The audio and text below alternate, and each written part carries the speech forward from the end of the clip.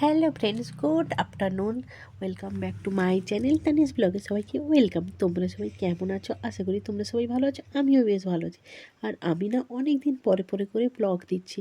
আসলে ব্লগ মানে রেডি থাকে কিন্তু এডিট করার সময় হয় না, তো যাই হোক সেই জন্য না ঠিক করে আমার ব্লগ ভিডিও দেওয়া হচ্ছে না। তো দেখো এই যে বিকেলবেলা দুজনে রেডি হয়ে বেরিয়ে পড়েছি। আর কোথায় যাচ্ছি তো চলো, রাস্তাতে যেতে যেতে তোমাদের সঙ্গে আমি বলবো, শেয়ার করবো যে আমি কোথায় যাচ্ছি। দেখো আমাদের বাড়ির পাশে যে রাস্তায় কত হাঁস। তো এই যে দেখো চলে এসেছি। কোথায় এসেছি জানো? আমি যাচ্ছি আমার এক ফ্রেন্ডের বাড়ি। একজন নয়, ওইখানে আমার অনেকগুলো ফ্রেন্ড আছে, তো ওদেরই বাড়ি আমি যাচ্ছি। তো কেন যাচ্ছি তো বলছি, দেখো এই যে বলতে বলতে চলে এসেছি আমার ফ্রেন্ডের বাড়ির এখানে। তো কেন এসেছি জানো তো? আমাদের না ঝড়ে পেঁপে গাছ পড়ে গেছিলো। তো গাছে অনেক পেঁপে হয়েছিল, তো অনেক পেঁপে ছিল তো পড়ে গেছে, তাই জন্য আমি এসেছি আমার ফ্রেন্ডের বাড়িতে দিতে। এইখানে যেহেতু আমার অনেক ফ্রেন্ড আছে তো সবাইকে আমি দিতে এসেছি। তো এই প্রথম এক ফ্রেন্ডের বাড়ি এসেছি। তো হচ্ছে আমার হাজব্যান্ডের সঙ্গে মানে গল্প করছে, আর ওই যে ওর ছেলে খেলা করছে ওইখানে। আর এইদিকে আমার ওই ফ্রেন্ড আমার বরের জন্য মানে চা বসিয়েছে। আমি বলছি যে কিছু করতে হবে না, আমরা এক্ষুনি চলে যাব। ও কথা শুনছে না, বলছে যে দাদাকে এনেছো যখন আমি চা বানিয়ে খাওয়াবো বলে ও দাদার জন্য চা বানাচ্ছে।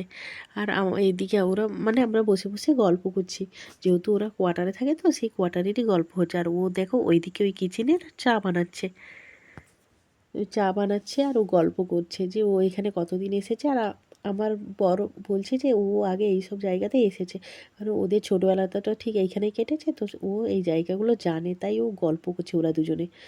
তো এই যে দেখো ওদের কোয়ার্টার। এটা যেহেতু বলছি না আমার বর এখানে এসেছে আগে, ছোটোবেলায় খেলাধুলো করেছে এই করেছে, তো ও জানে এই জায়গাগুলো। তো সেই তো অনেক দিনের পুরনো বিল্ডিং এইগুলো, তো সেটাইরই গল্প করছে।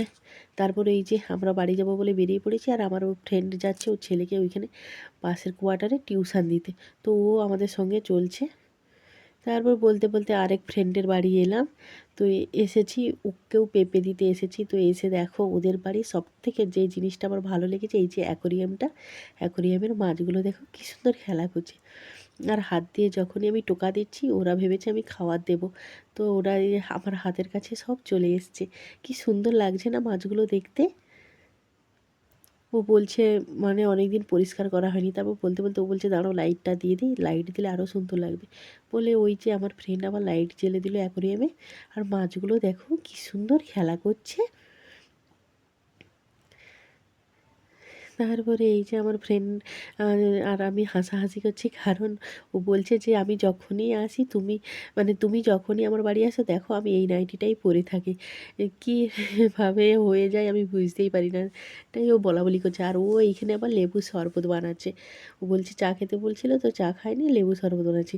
তারপরে এলাম আর এক ফ্রেন্ডের বাড়ি, তো ও আবার চা বিস্কিট বানিয়েছে। ওকে বলছি যে কিছু করতে হবে না, কিছু করতে হবে না, ও কথা শোনে না, ও আবার চা বানিয়েছে।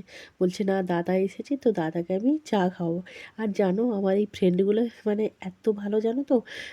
আর কেমন আমার ফ্রেন্ডগুলো, একজন আছে বাঙালি, একজন উড়িয়া, আর একজন আছে হচ্ছে আসামি। তো দেখো তিন স্টেটের তিনটে বান্ধবী, আমার কি ভালো না। তারপরে দেখো ফ্রেন্ডের বাড়ি থেকে তো চলে এসেছি, সন্ধে হয়ে গেছে। তো এসে এখন আমরা মলে ঢুকেছি। তো আমাদের মলে কিছু নেওয়ার ছিল, তো ওইগুলো নিতে আমরা ঢুকে পড়েছি দুজনে। তারপরে যাই হোক আমি তো এলেই আমার তো এটা আগেই আমার চোখ যায় জামা কাপড়ের দিকে, তো আগে জামা কাপড়ের দিকে গেছিলাম। তো ওখান থেকে ঘুরে তারপরে এই যে এই দিকে এসেছি। এই যে এখন আমার বর নিচ্ছে ওই যে মানে গুড় নিচ্ছে, ডাস্ট গুড়গুলো। তো ও বলছে ওই ডাস্ট গুড় মানে খাবে চায়ের সঙ্গে দিয়ে। তো এখন এসেছি এই যে গুড় কিনতে। তাই ও আমাকে জিজ্ঞেস করছে গুড়গুলো কী দিয়ে খাওয়া যাবে। আমি বলছি চায়ের সঙ্গে খেতে পারো, রুটির সঙ্গে, যে কোনো কোনো মানে কোনো জিনিসের সঙ্গেই খেতে পারো, চিনির বদলে গুড় খেতেই পারো। তো ও এখন দেখছে যে ওইটা নেবে কি না। তারপরে আমি নিয়েছি কিছু ড্রেস যেগুলো আমার খুব দরকারি, তো ওইগুলো আমি নিয়েছি। আর ও এখন এইটা নেবে কি না ভাবছে। আমি তো বলছি যে হ্যাঁ নিয়ে নাও। তো এটা আমাকে জিজ্ঞেস করছে যে নেবো নেবো, আমি বলছি হ্যাঁ নাও। তো ও তখন দেখছে আর ভাবছে যে কী করবে। তারপরে এই যে নেওয়া হয়ে গিয়েছে, এখন হচ্ছে যাব বাড়ি।